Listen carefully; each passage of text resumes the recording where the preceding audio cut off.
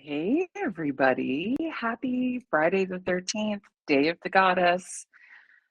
I am here in Pussonge, Ontario, trying to, what's the word? Kind of ground in to this energy that I'm sitting in. And I wanted to share with everybody what it is like to actually be in flow and actually being able to be so present in that moment that you can unclench and just let it happen. So if you followed my journey for a while, you'll understand what's going on. But if not, and you're new to the community, hey, I'm Emma Smallbone. I'm the host here in the Sacred Grove, or the Wild Healing as you may know it. I am autistic, I'm a mystic, I'm a shamanic healer, and I'm a healer in my ancestors' traditions. I was born in England and I have Romani and Druidic Saxon background. So that is where I come from. The energy and the land that I work with here is stolen land from the Haudenosaunee and the Anishinaabe people here locally. And the energy there and here, I honor every single day by working in reciprocity with it. So I take care of the forest and the forest takes care of me. Hey, Kelsey, thanks for joining. Hey, Jem. So I wanted to share a couple of pieces today because I've had probably about 3 weeks now of constant, like, you're in your flow. And I have had this many times before in my life, and I wasn't aware of what was going on. I wasn't so in my body and conscious that I could actually participate in the ebb and the flow. I was just kind of hoping to hell that I didn't fall off the flow. And there is a huge difference. So in the last couple of weeks, I have had some web weaving experiences. And if you are a web weaver and you work with the energy of this planet, you will understand that we're constantly receiving inputs and we're constantly giving out seeds to other travelers, to other wild minds, to other creative thinkers and divergent thinkers. And that is in the collective consciousness. And it is accessible to everybody. Everybody has the ability to do what I do. I have just had a couple of extra boosts in my life, and I never turned off my ability to feel. So, because of my childhood trauma, because of all of the therapy that I have gone through, I have been able to come to this place where I'm embodied and I'm connected to this energy that runs through all things. And for the first time in my life, I truly feel like I can exist in my Odie. No, that I can exist in my body with both of those things and not be pulled out of my body and become disassociated, or maybe like you had seen previously where it was like this wild channeling energy that I at the time thought was using it in the right way, because you don't know until you know when you've experienced these waves and these ebbs, and we're all students of this. If anybody that you sit with as a practitioner or an educator shows up and says, I know everything, just go out the other door. None of us know everything. There is not one human being on this earth that has the capacity to hold it all. And let me tell you, I hold a lot. Go to sleep. I hold a lot. And today, this morning, I had another real big, long connection to get me here, to sit here and make me tell you this, but it also made me realize that I have been building this little web so solidly for so long that there is no way that this isn't going to happen the way it needs to. So I just need to get out of its way, and I need to allow the things that are dropped in my lap to just guide me. So this morning, I was on Facebook and I was just scrolling through, people have been sending me a lot of messages about the telepathy tapes, and realizing that yes, there is a connection to me in the telepathy tapes. I'm still letting that unravel itself as it wants to. Um, so I was answering some of those questions and looking at some of those forums, and I was thinking about this girl that I had a conversation with about an ultimate power source that's infinite. And it was just so funny because up pops this group, the Walter Russell, what group is it? It's the Walter Russell University of Science and Philosophy group. And I was like, well, this is interesting, because there was literally somebody posting a design for an infinite battery source. And I was like, well, isn't that funny? Because that was just a part of my conversation. So I'm scrolling through, and I'm like, this imagery looks really familiar. I feel like I need to be here. There's something on this page that I'm going to need to know. And ultimately, I find out that this Walter Russell has written a book about how light waves work and how we're interacting with it, and how you can turn it into this infinite power source, which is what I have found in wild healing for myself. But I haven't been able to, there's so many of us trying to figure out how to use this energy in a way that is a positive thing for the whole entire world. So I was like, oh, I need to write down his name and the name of this specific book, because I looked at all the names of the books and I'm like, no, it's just this one. This is the only one I need to read. So I go to grab the book, and this is the book that I grabbed. And this was the book that I was given at the very first workshop that I went to in California that kind of changed my life. And in here is the cards for the Pigeon Point Lighthouse, where I stayed, and I have told stories about this before. And I was like, well, that's weird, because that's not the year that I went to the lighthouse. And then I started reading. And this is what is first written on the very first page. This is how infinity collapses into a second. It says the universe in a single atom, Dalai Lama, and then 650,000 hours in a human life. So from this, I'm like, okay, I'm on the right track, but I don't want to know about the hours bit. Then he goes, feed your brain. Oh, what you feed your brain pops out. Collaboration is key. Keep making things. And I'm not kidding. These are just very random things. And then the next page says, I am the light in the universe. It's a great day to have a good day. And then here it says, where can you start? This is 2015, people, that I wrote this. At-risk youth, teaching empathy, being present, and meditation. And the last thing that I said wrote after that, if it scares you, it must be great.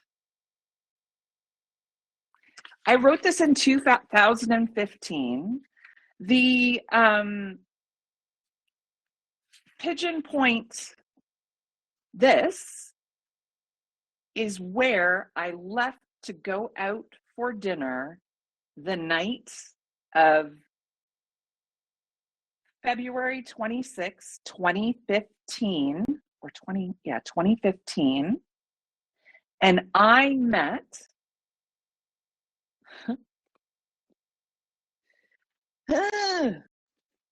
And I met Stan. Oh my God, now where did his book go? Stan Grof, who is like one of the most important brains in psychedelic research that there is. He invented holotropic breathing, which is a way to get to that psychedelic state without having to use any drugs. And I met him a decade ago because I kept this from 2015. And now, a decade later, I'm receiving a message from the notes that I took before I even met those people, before I even thought of mediumship. I actually told a story at this workshop that made somebody say to me, Emma, you need to write a book. And I just went, yeah, you're right. I probably could. And then I wrote a book. And then the next year, I went back and I spoke at that conference about my experience at that conference and how it made me write a book and how that became a bestseller. And then after that workshop, I met Stan Grof. But it wasn't until a decade later, that I actually need this information. And this is why I'm a prolific note taker. This is why I keep every single diary I ever have, and I reference back to it all the time. Do you know what? In 2022, I designed an entire course with uh, with a financial plan and everything. It's in this book. So I'm going to be able to teach you about outdoor altars. I'm going to teach you about creating talismans. I'm going to teach you about creating poppets and talking sticks. And it's going to be really easy because it's who I am and what I do. And it's going to provide a space for other autistic people to connect with these things, this energy, so we can actually be who we're supposed to be in the world. And I've been doing this my entire life.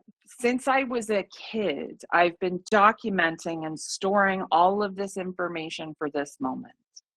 So I can be of service to my community in a way that feels good for me and in alignment, Jen. You are so correct. And yeah, honestly, I want to share, like, I have to tell this story a million times over. I need to get on people's podcasts because it is insane how this has all flowed and how it's all coming together. And I just did it using my gut and my intuition and trusting my body the whole entire way. And that is what I want to encourage you to do. I want you to take this and say, hey, what did Emma do? What were some of the things that allowed her to be in this space? And if that means that, you have to completely look at your life and change the way that you're doing things, it may mean taking that step. And remember, what was what was the note I said? I said, if it scares you, it must be great.